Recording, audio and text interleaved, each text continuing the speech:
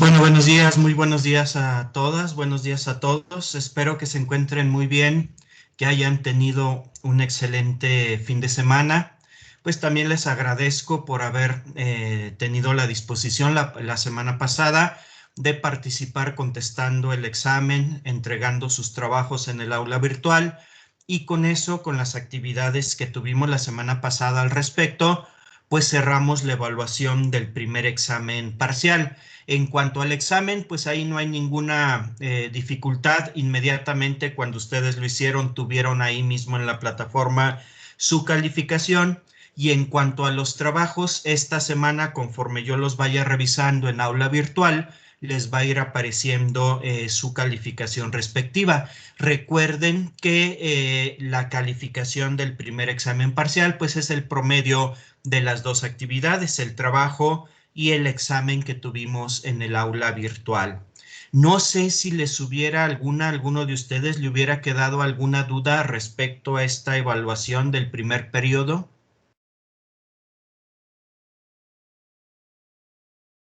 ¿No?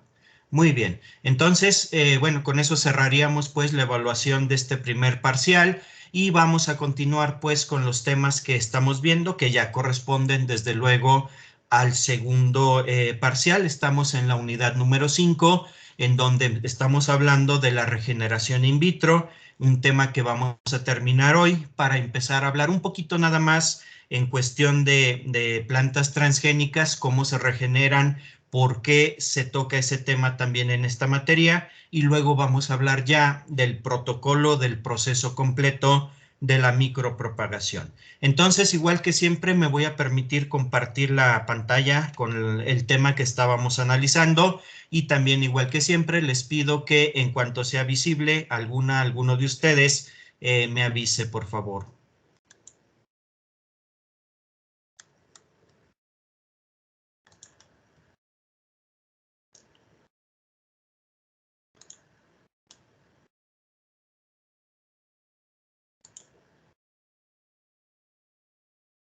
Ya se ve, profe. Muchas gracias.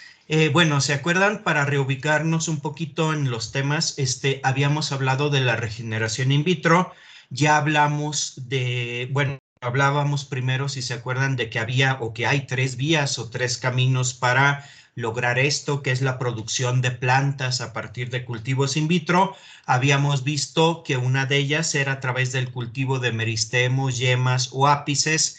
Luego vimos la organogénesis, que sería la segunda vía, y nos quedamos ya terminando de ver la tercera vía de regeneración, que es la embriogénesis somática, que es de las tres, les decía, la más compleja, la que lleva un mayor número de pasos o de etapas, en donde necesitamos el mayor número de cambios de medio de cultivo, en donde nos vamos a tardar más tiempo en desarrollar, en hacer toda la investigación que se requiere para desarrollar esta vía, pero a pesar de todas esas, digamos, dificultades o obstáculos, vamos a ver más adelante que también tiene unas ventajas que la hacen muy interesante.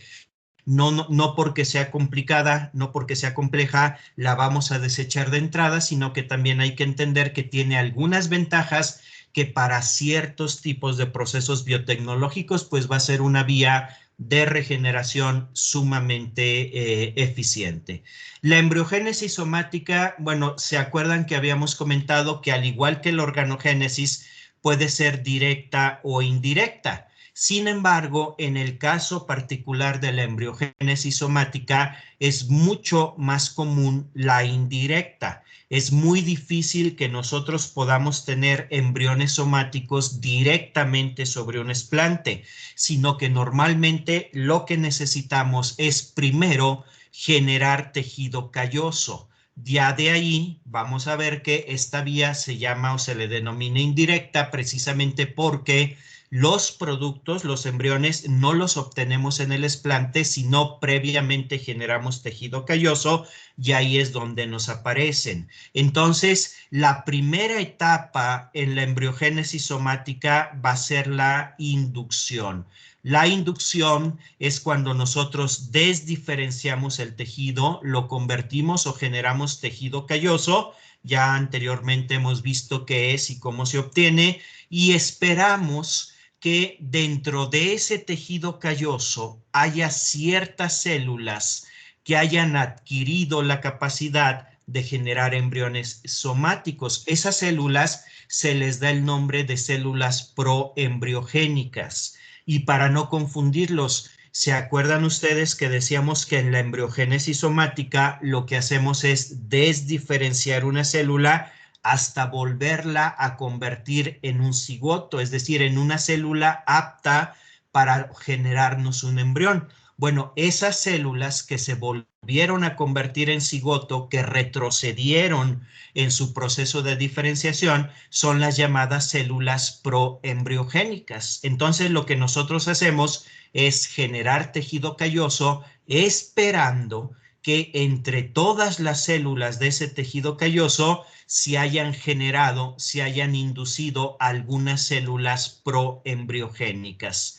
Aquí en el dibujo yo se las puse un poquito diferentes, nada más por marcarlas de alguna forma, señalar que allá había células proembriogénicas, pero en realidad nosotros no vamos a ver ninguna diferencia. Es decir, así a simple vista va a ser muy difícil, si no es que imposible, ver que nuestro tejido calloso contenga células proembriogénicas. Algunos tejidos callosos las van a contener, otros no. No todos los tejidos callosos que yo genere van a ser embriogénicos. Solamente algunos de ellos que contengan estas células proembriogénicas van a tener esa característica. Entonces, esta primera etapa se le da el nombre de inducción, y lo que yo hago es generar tejido calloso esperando que en ese tejido calloso aparezcan o se produzcan algunas células proembriogénicas. Aquí el estímulo fundamental para que esto ocurra es la presencia en mi medio de cultivo de auxinas, sobre todo auxinas sintéticas. Ya hemos hablado de ellas, como el 2,4-D, el picloram, que son auxinas sintéticas que me van a generar este proceso. En los cultivos que tenemos en el laboratorio, allá en la entrada, ya la mayoría de ustedes ya los observaron, hay, en el caso de 2 especies de agave, hay tratamientos precisamente con auxinas sintéticas en diferentes combinaciones con citocininas. Es posible que como parte del desarrollo de esos cultivos que estamos observando, lleguemos a observar precisamente la generación de tejido calloso embriogénico. Entonces, esta es la primera etapa, y aquí la condición para que esto se dé es que nuestro medio de cultivo contenga auxinas, básicamente auxinas sintéticas. El producto que vamos a obtener aquí es tejido calloso, y nosotros esperamos, no lo sabemos, pero esperamos que ese tejido calloso contenga algunas células proembriogénicas. Esta sería la primera etapa de la embriogénesis somática. Si hay alguna duda, alguna pregunta, con toda confianza me interrumpen y me lo hacen saber, por favor. Bueno. ¿Cuál es la segunda etapa? La segunda etapa se llama histodiferenciación. Si recuerdan ustedes, histología es todo lo que tiene que ver con los tejidos. Histo quiere decir tejido. Entonces, histodiferenciación es la etapa donde ya se van a producir todos los diferentes tejidos que me van a formar un embrión. ¿Se acuerdan ustedes que ya hablamos que al menos en las plantas dicotiledóneas hay 3 estadios bien claros en el desarrollo de un embrión? Hay 3 etapas. En la primera etapa, fíjense bien, estas células proembriogénicas van a empezar a dividirse y van a formar unas estructuras que parecen esferitas. No son células, sino ya son estructuras multicelulares. Provienen precisamente cada una de ellas de una célula proembriogénica que comenzó a dividirse. Eso se conoce como embrión en estado globular. En esta fotografía que tenemos aquí en la esquina superior derecha, tenemos un ejemplo de un embrión en estado globular y no es más que una bolita, literalmente una esferita, no una célula, sino ya son varias células, es una esferita, un glóbulo. Esa sería la primera etapa en la diferenciación de un embrión. Es decir, el primer paso en esta etapa de histodiferenciación es la producción de estos embrioncitos globulares. La segunda etapa es que estos embriones van a crecer, van a incrementar en número de células, en tamaño, y se va a formar una especie de escote en esta parte, en la parte donde luego van a aparecer los cotiledones, es decir, las hojitas embrionarias, y ahí lo que tenemos sería un embrión que tiene esta forma de aquí, si se fijan, que, bueno, se parece a la manera como nosotros representamos un corazón, aunque sabemos que los corazones realmente no tienen esa forma, pero bueno, se le llama embrión en estado de corazón. Y la diferencia es precisamente este hundimiento, esta escotadura, que significa que ya se separaron los dos cotiledones, es decir, en el polo, en el extremo del embrión, en donde va a surgir toda la parte aérea de la planta, ya se está dando la separación de esas dos primeras hojitas embrionarias que son los cotiledones. La tercera etapa es la etapa donde encontramos ya el embrión en su forma final. Ya en esos embriones se ve claramente cuál va a ser el polo apical, donde está el meristemo apical, que es precisamente donde vemos esos cotiledones, y en el otro extremo vemos el polo radical, donde está el meristemo, que va a dar lugar a todo el sistema radical de la planta.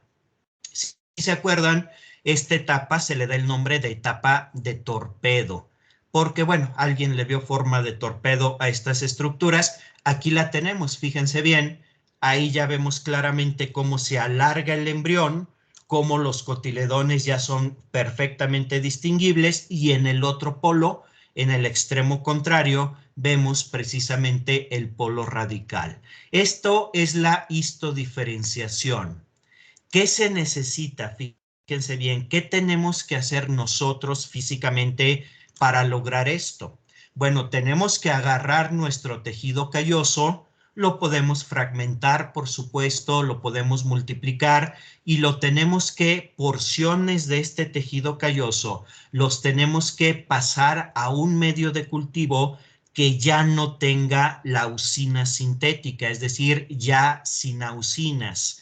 La presencia de la leucina sintética es fundamental para que se produzcan células proembriogénicas, pero esa misma leucina no las va a dejar diferenciarse y formar los embriones. Para que eso ocurra, yo necesito cambiar mi tejido calloso a un segundo medio de cultivo que va a ser exactamente igual al primero, pero ya sin la leucina. Lo que yo le voy a quitar al medio de cultivo es la aucina. Y fíjense bien, hasta este momento, es decir, hasta que yo sea capaz de observar la histodiferenciación, es cuando yo me voy a enterar, cuando yo voy a saber si mi tejido calloso era embriogénico. Porque muchas veces nos pasa que generamos un tejido calloso, lo cambiamos a un medio sin aucinas esperando observar este proceso y no pasa nada. Simplemente el tejido calloso, como ya no hay aucinas, deja de crecer y tarde o temprano se termina muriendo. Es decir, no tenemos ninguna respuesta. Y ahí la explicación de eso pues es relativamente sencilla. Simplemente mi tejido no era embriogénico. Solamente los tejidos embriogénicos son los que van a mostrarnos estas respuestas cuando los cambiamos al medio sin aucinas. Bueno, ¿hasta aquí alguna pregunta, algo que no quede claro? Muy bien. En esta etapa tenemos a nuestros embrioncitos ya bien formados. Es decir, ya están completos, ya no les falta ningún tejido, ninguna parte. Sin embargo, estos embrioncitos todavía no están aptos para germinar. Necesitan una etapa que se conoce como maduración. Y en esta etapa lo que va a pasar es que los embriones van a perder agua, se van a desecar y eso es lo que los va a madurar, lo que les va a dar la capacidad de que cuando se rehidraten, es decir, cuando se vuelvan a llenar de agua, germinen y nos formen una planta. Entonces, esta es la etapa de maduración. ¿Qué tenemos que hacer en esta etapa si yo quiero que mis embriones ya estén maduros? A veces los embriones ya maduros se les llama embriones en etapa cotiledonaria, es decir, cuando ya se alargan los cotiledones, como lo vemos aquí, fíjense, ya son más grandes y ya el embrión está listo para germinar. En esta etapa de maduración, ¿qué se necesita? Bueno, lo que podemos hacer, o sea, tenemos dos alternativas, lo podemos hacer de dos formas. Podemos cambiar nuestros embrioncitos que ya están en forma de torpedo, es decir, estos los podemos cambiar a un medio de cultivo que contenga ácido abscísico.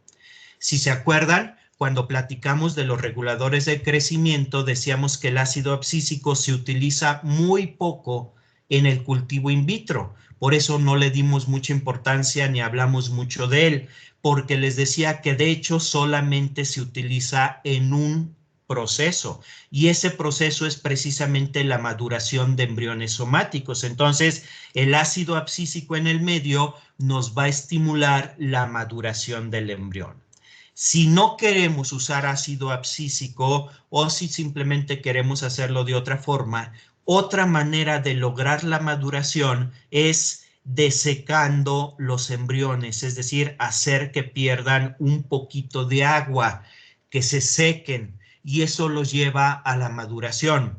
¿Cómo lo hacemos? Pues simplemente colocamos nuestros embriones en un medio de cultivo sin ningún regulador de crecimiento, simplemente un medio de cultivo, los colocamos en una cajita Petri llena con ese medio de cultivo, y esa cajita Petri la dejamos abierta, obviamente adentro de una campana de flujo laminar para que no se nos contamine, la dejamos varias horas abierta dentro de la campana. El mismo flujo de aire de la campana, ese flujo laminar, va a ir desecando poco a poco los embriones, y después de varias horas de estarse desecando en la campana, pues ya van a ser aptos para germinar. Entonces hay dos maneras de hacerlo: agregando ácido abscísico o desecando. Normalmente se agrega ácido abscísico o se pasa en un medio con ácido abscísico para no tener el riesgo de que se me puedan contaminar, porque aunque yo esté en una campana, aunque los deje en una campana, como van a ser varias horas, pues imagínense si se llega, por ejemplo, se llega a ir la luz en ese periodo, pues se va a apagar la campana y se me va a echar a perder todo mi proceso que yo llevaba. Entonces, esta es la etapa de maduración. Una vez que los embriones están maduros, ahora sí los podemos germinar, es decir, hacer que cada embrión se convierta en una planta. Van a germinar igual que los embriones que están dentro de una semilla, es decir, van a empezar a crecer, van a reactivar su metabolismo, van a empezar a crecer y se van a convertir en plantas completas. Esta es una ventaja de la embriogénesis. Lo que me va a salir de ahí ya es una planta completa. Yo no voy a tener que enraizarla luego como en la propagación por meristemos o en la organogénesis, no. Ya directamente cada embrioncito va a generar tanto su parte aérea como su raíz. Yo ya no voy a requerir un proceso de enraizamiento. Estos embriones no tienen tejido de reserva, a diferencia de un embrión normal. Si ustedes se acuerdan, un embrión normal, por ejemplo, un embrión de un frijolito, está dentro de una semilla y esa semilla está llena de sustancias de reserva, de tal forma que cuando el embrión reinicia su desarrollo, vuelve a encender su metabolismo, estas sustancias de reserva lo van a alimentar en el tiempo que se tarde en ser autosuficiente, es decir, en tener una raíz que sea capaz de tomar agua y de tomar nutrientes y tener una parte aérea que sea fotosintética. El tiempo que se tarde en crecer lo suficiente para hacer o para tener eso, las sustancias de reserva de la semilla lo van a alimentar.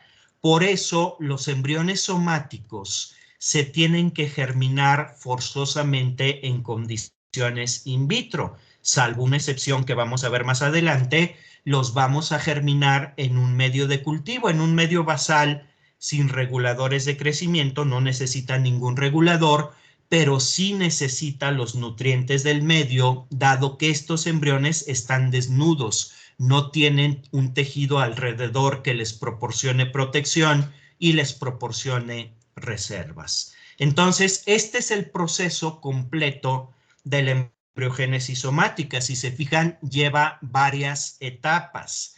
La más difícil de todas las etapas, la que nos puede costar un poquito más de trabajo, es obtener un tejido calloso embriogénico, porque, insisto, no todos los tejidos callosos nos van a dar embriones, solamente algunos de ellos. Todavía no se entiende bien cuál es la razón, pero solamente algunos tejidos callosos nos dan embriones. Entonces, a veces donde nos vamos a tardar más es en determinar qué tipo de desplante y qué tratamiento exactamente con auxinas, qué auxina y qué cantidad es lo que me va a generar un tejido calloso embriogénico. Bueno, ahora sí, ya que vimos todo el proceso completo de la embriogénesis somática, no sé si queda alguna duda, algo que no quede claro, alguna de las etapas.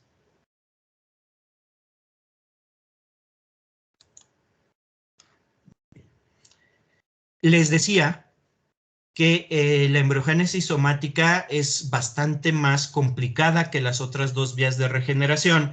Entonces, pues eso nos podría llevar a pensar pues que mejor ni lo intentamos, es decir, que pues realmente la olvidamos y trabajamos con las otras dos vías que son más sencillas.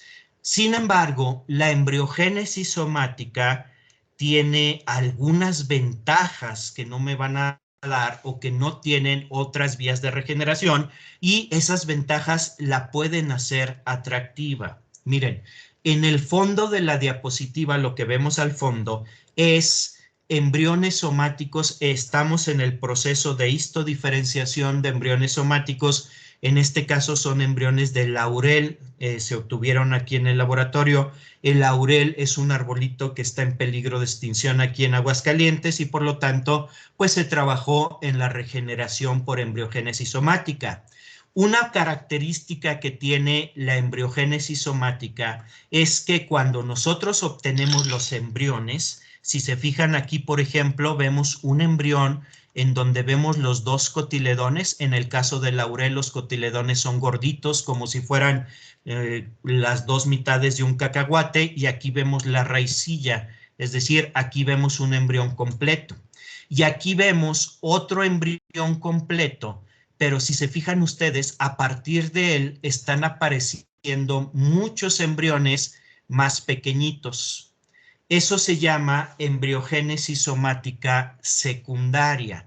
Quiere decir que cuando yo logro obtener embriones somáticos, a veces esos embriones somáticos van a empezar a formar directamente más embriones, ya sin necesidad de todas las etapas que les platiqué, sino directamente se van a poner a formar más y más embriones. Entonces, cuando esto ocurre, yo sí tengo que hacer una vez todo el proceso tan complejo que les dije, pero ya luego puedo pasar mucho tiempo simplemente cosechando embriones secundarios. Es decir, embriones secundarios son embriones pequeños que van a aparecer sobre un embrión somático, y eso me permite a mí estar obteniendo durante un tiempo una gran cantidad de embriones sin necesidad de empezar otra vez desde la etapa de generar tejido calloso. Entonces, esa es una ventaja, la embriogénesis secundaria. Eso me incrementa todavía más, muy notablemente, la eficiencia de este proceso. Otra ventaja, y fíjense, esto es muy interesante, es una de las partes de la biotecnología vegetal más interesante que podemos tener, es que la embriogénesis somática me permite a mí estructurar o construir lo que se conoce como semillas artificiales. ¿Qué es una semilla artificial? Bueno, una semilla artificial es cuando yo tomo un embrión somático. No sé, busquemos uno aquí que esté bonito. Miren, por ejemplo, este embrión somático, yo lo voy a tomar y lo voy a colocar dentro de una cápsula que yo voy a elaborar con un compuesto químico que se llama alginato. El alginato quizás se los han mencionado en algunas otras materias, por ejemplo, del área de alimentos. Es un compuesto un poco parecido al agar, es decir, es un compuesto químico que yo puedo disolver en un medio líquido y cuando yo le coloco algunas sales, calcio y algunas otras cosas, va a polimerizar, es decir, se va a endurecer un poco, va a formar una especie de gel, pero mucho más duro que el agar, ese es el alginato. Entonces, fíjense bien, yo puedo hacer una cápsula de alginato y que esa cápsula de alginato contenga medio de cultivo, es decir, dentro de esa cápsula van a quedar atrapados tanto el embrión somático, como medio de cultivo. Ese medio de cultivo, por supuesto, que va a contener nutrientes. Y si se fijan ustedes, ese medio de cultivo va a ser las veces del tejido de reserva en una semilla natural. Cuando este embrión quiera o empiece a germinar, es decir, cuando lo rehidratemos y empiece a germinar, va a poder germinar, fíjense, no necesariamente en condiciones in vitro, va a poder germinar incluso en el suelo. ¿Por qué? Porque la cápsula de alginato que contiene al embrión también contiene medio de cultivo que le va a proporcionar los nutrientes. Entonces, esto es una semilla artificial. Una semilla artificial no es otra cosa más que un embrión somático encapsulado en una capsulita, valga la redundancia, de alginato que también contiene nutrientes. Y esa semilla artificial yo la puedo sembrar ya no necesariamente in vitro, sino que la puedo sembrar directamente en suelo y va a germinar como una semilla natural, porque yo le proporcioné lo que le faltaban a estos embriones somáticos para poder germinar solos. Y eso que le faltaba eran compuestos de reserva. Entonces, esta es una semilla artificial. Incluso nosotros podemos hacer cuestiones muy interesantes. Por ejemplo, si queremos regenerar un pastizal, acuérdense, es un ecosistema en donde lo que predominan son los pastos de diferentes especies. Normalmente un pastizal está integrado por un conjunto de especies diferentes, no es una sola especie de pasto, sino varias. Para que ese pastizal sea sano se necesitan varias especies. Entonces yo puedo, por ejemplo, formar semillas artificiales que contengan embriones somáticos de varias especies de pastos, no una sola, sino de varias. Y por lo tanto, cuando yo ponga esta semilla artificial en el suelo, todos los embriones van a germinar y en lugar de que yo haya sembrado una especie de pasto, al mismo tiempo pude haber sembrado todas las especies de pasto que son las que deben de integrar ese ecosistema. Entonces, una gran ventaja de la embriogénesis somática, pues es esta posibilidad de producir semillas artificiales. Bueno, ¿alguna pregunta? A ver si les queda claro qué sería, cómo haría yo una semilla artificial.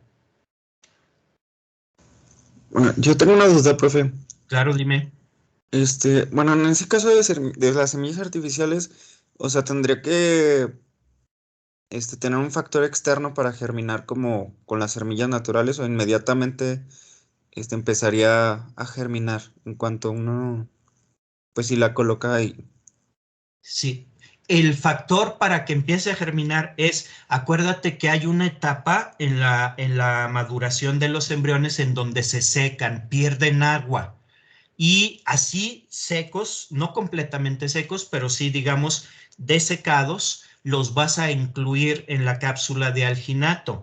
Esa cápsula de alginato también va a estar un poco deshidratada. Entonces, digamos que el estímulo para que germinen, tú los puedes tener guardados ahí un tiempo y el estímulo para que germinen va a ser el mismo que requiere cualquier semilla, es decir, que tú los coloques en un ambiente húmedo para que se rehidrate. Tanto la capsulita de alginato se rehidrate como el propio embrión, y ese sería el estímulo que te llevaría a su germinación. Es decir, si tú los quieres tener guardados sin que germinen por un tiempo, digamos que la clave para hacer eso, que no es muy complicado, es mantenerlos deshidratados. Y para que germinen, el estímulo es rehidratarlos, igual que casi cualquier semilla. No sé si te queda claro. Sí, muchas gracias, ¿Sí? profe. ¿Alguna otra pregunta? Bueno. Hay otra cosa, fíjense bien, que ustedes podrían hacer con estos embriones somáticos que ya están maduros y están ya un poquito deshidratados, es decir, por el momento no van a germinar porque están deshidratados. Y esa otra cosa que ustedes podrían hacer es congelarlos en nitrógeno líquido, es decir, hacer lo que se conoce como criopreservación. Entonces, ustedes podrían generar una gran cantidad de embriones, utilizar los que requieran y congelar otros para en un futuro que ustedes necesiten tener más plantas o como ustedes lo quieran manejar, ustedes pueden sacar esos embriones del sistema de criopreservación, que no es más que un tanque de nitrógeno líquido, igual como se conserva o como se preserva, por ejemplo, el semen en cuestiones de ganadería o las células madre, otras cuestiones así, y ustedes pueden conservar congelados, obviamente no en el congelador normal, sino se requiere una temperatura muy baja como la del nitrógeno líquido, pero pueden criopreservar esos embriones. Entonces, esto nos da una ventaja muy grande. Desde el punto de vista, por ejemplo, de conservación de especies, si ustedes quieren garantizar la conservación de alguna especie vegetal, una forma de apoyar ese esfuerzo es generar embriones y criopreservarlos, es decir, tener una reserva de embriones viables pero congelados para poderlos revivir en el momento que se desee. Entonces, esta es otra gran ventaja de la embriogénesis somática.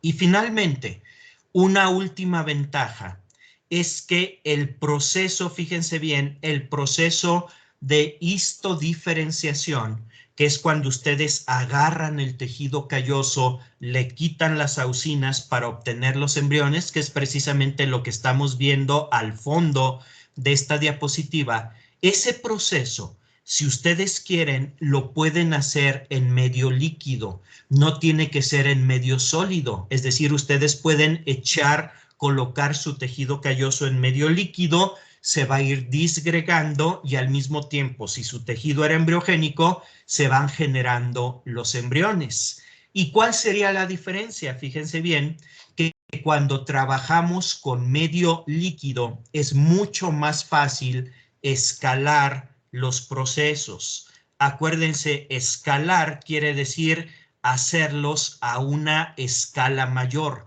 Es decir, en lugar de tener cultivos de 30 mililitros, como serían los cultivos que utilizamos con medio semisólido en el laboratorio, pues si tienen un medio líquido, pueden subir sus volúmenes y trabajar ya con cultivos de 1 litro, de 5 litros, o si ustedes tienen un bioreactor, incluso pueden hacer cultivos de decenas, cientos o unos pocos miles de litros. Es decir, pueden hacer esto a una escala mucho más grande, es decir, ya no trabajar con frascos pequeños como los que hemos usado en el laboratorio, sino que el proceso de generación de embriones los pueden hacer en bioreactores de 200, 300 litros y la cantidad, por supuesto, la cantidad de embriones somáticos y de posibles plantas que ustedes van a obtener, pues va a ser enorme, es decir, van a poder generar una gran cantidad de embriones somáticos. Entonces, si se fijan, el proceso de embriogénesis somática es complicado, pero me va a dar, una vez que yo lo resuelvo, una vez que yo encuentro para cada especie cómo lo debo de hacer, a mí me va a resolver muchas cosas y me va a dar posibilidades muy interesantes que otras vías de regeneración no me dan, como por ejemplo las semillas artificiales, la criopreservación o el escalamiento del proceso. ¿Alguna pregunta sobre estas ventajas?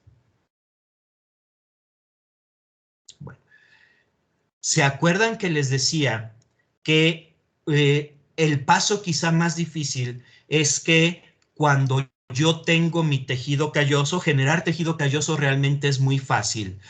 Cuando yo tengo mi tejido calloso, ese me resulta embriogénico. Les comentaba, eso es lo más complicado, eso es lo que nos va a tomar más tiempo resolver, encontrar la manera cómo generar un tejido calloso que sí sea embriogénico.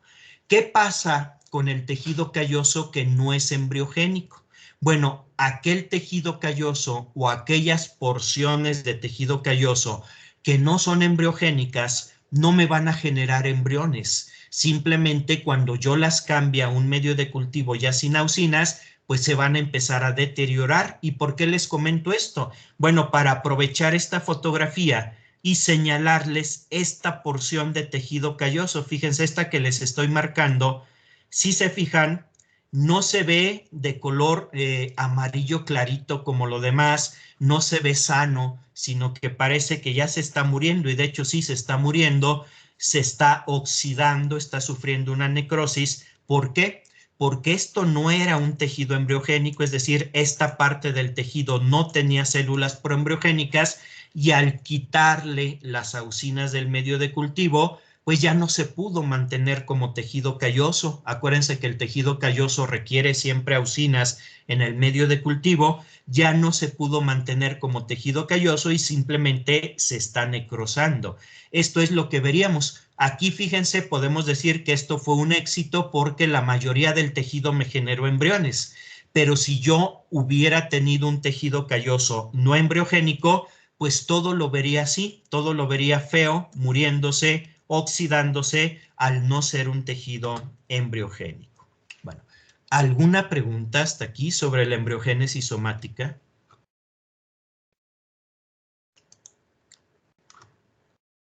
Y simplemente algunos ejemplos, como siempre en todos los temas, me gusta que veamos o que cerremos con algunos ejemplos de trabajos en la literatura para que veamos ya algunas cuestiones reales, ya no pura teoría, algunas cuestiones reales. Y aquí, por ejemplo, tenemos un reporte, supongo por los nombres de los autores, un trabajo hecho en China, en donde se genera o se reporta un sistema de regeneración por embriogénesis somática para esta plantita, que es una planta, si no me equivoco, es una planta medicinal de muy alto valor que se utiliza en la medicina tradicional china y que, bueno, está en cuestiones de peligro de amenaza de extinción.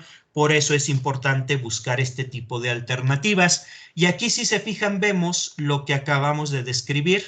En la primera etapa, lo que se genera es tejido calloso. Aquí simplemente vemos tejido calloso, no vemos ninguna señal de regeneración. Ya luego ese tejido calloso se fragmenta, se hacen porciones más pequeñas, se coloca en un medio ya sin auxinas, que es lo que vemos aquí, y si nosotros hacemos un acercamiento de alguna de estas porcioncitas que se colocaron ahí, lo que vamos a ver es esto, que está en el panel C, en donde si se fijan ustedes, el tejido calloso cambió su consistencia de ser un tejido calloso de células muy pequeñitas, no visibles, se convirtió en algo que más que tejido calloso parece como un acúmulo de esferas que no son células, son esferas más grandecitas, y esas esferas, como lo acabamos de recordar, pues son embriones en etapa globular, es decir, esa señal o esa observación es el indicio de que sí se logró al menos esa primera etapa de embriones en etapa globular. Ya luego se empieza a ver la aparición de embriones más alargados, si se fijan aquí vemos algunos más alargaditos, se empieza a ver un cambio de color hacia el color verde, porque ya los embriones son de color verdoso, y aquí vemos a los embriones ya en la etapa de germinación. Si se fijan, cuando están pequeños, pues parecen como unos pequeños gusanitos, pero si nos fijamos bien, tienen su polo radical, incluso aquí ya está creciendo una raíz, y tienen su polo apical con sus cotiledones. Simplemente en unos días de crecimiento ya se convierten en plantas perfectamente distinguibles, que una vez que crezcan un poco, pues ya pueden ser transferidas sin ningún problema a suelo. Ese es un ejemplo de un proceso completo de embriogénesis somática, en este caso en la especie esta, en Schisandra chinensis. Y bueno, las fotografías que les mostré, pues son de esta otra especie, porque es algo que se hizo ahí en el laboratorio, que es precisamente el laurel silvestre, ese arbolito tan importante aquí, bueno, en muchos estados del país, no nada más aquí, pero que aquí está en peligro de extinción. Y aquí vemos primero la generación del tejido calloso, que sería la primera etapa. Luego, el tejido calloso que se transfiere a medios sin auxinas, empezamos a ver que aparecen estas estructuras globulares, que es la primera etapa de los embriones. Una vez que nosotros vemos esto, podemos estar casi seguros de que nuestro sistema sí va a resultar, porque lo más difícil es empezar a ver estas estructuras que ya son los embriones en formación.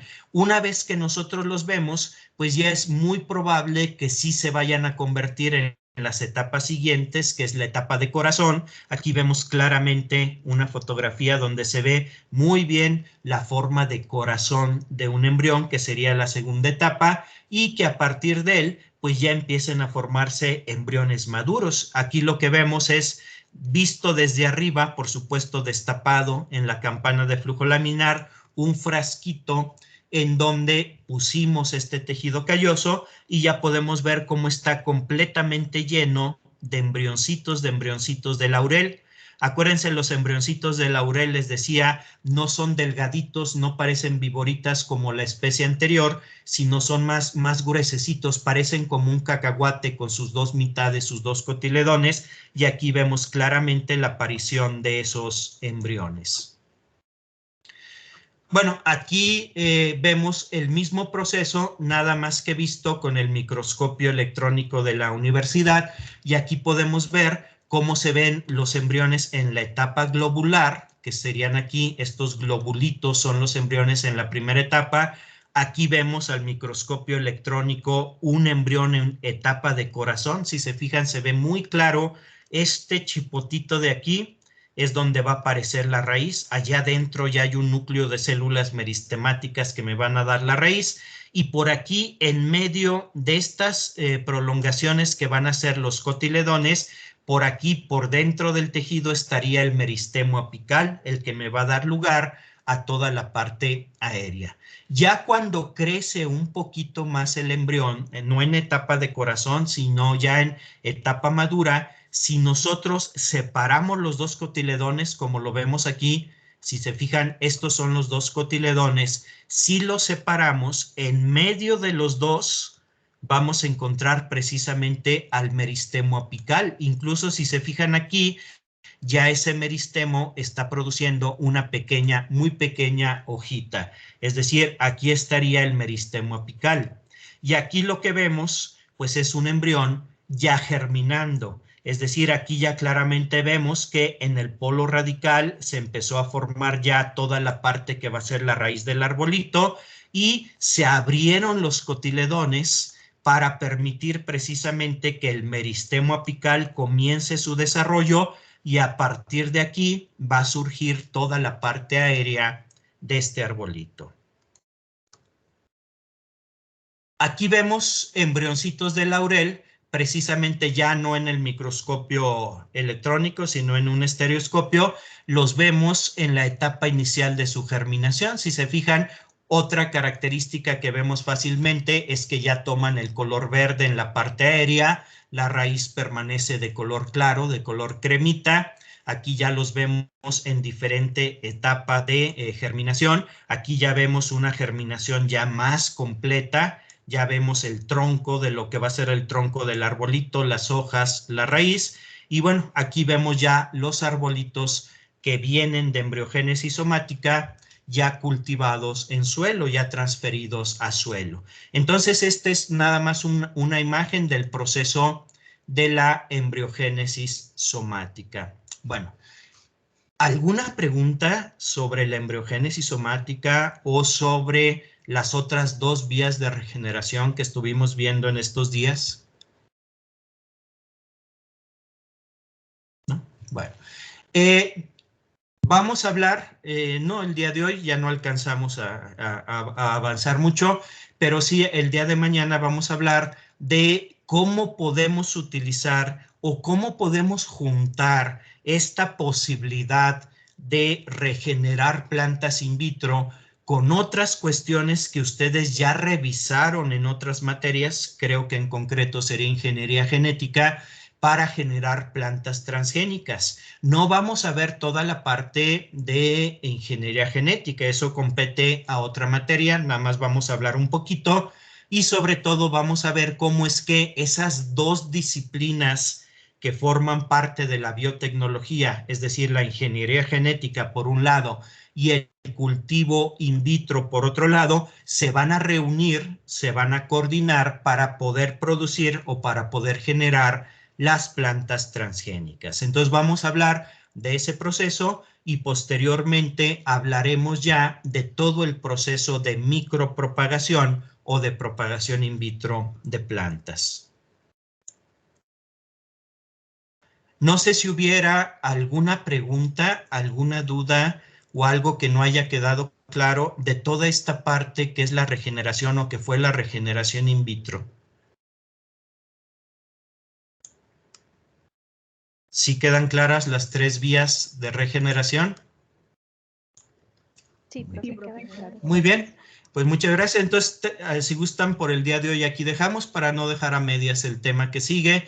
Es sencillo, pero sí nos va a tomar más tiempo del que nos resta. Entonces, hasta aquí dejamos por el día de hoy. Mañana continuaremos, ya directamente entraremos a ver el tema de un poquito de la generación de plantas transgénicas. El día de mañana también trabajaremos las personas que les corresponden en el laboratorio y seguramente ustedes saben, lo recuerdan, el resto de la semana pues ya no vamos a tener actividades con respecto a la materia porque tenemos otro tipo de actividades en lo que es el Congreso de Ciencias Naturales. Entonces nos veremos el día de mañana. Como siempre, les agradezco mucho su atención, su presencia en esta sesión. Cuídense, que tengan un excelente día y nos vemos mañana. Gracias, profe. Hasta luego.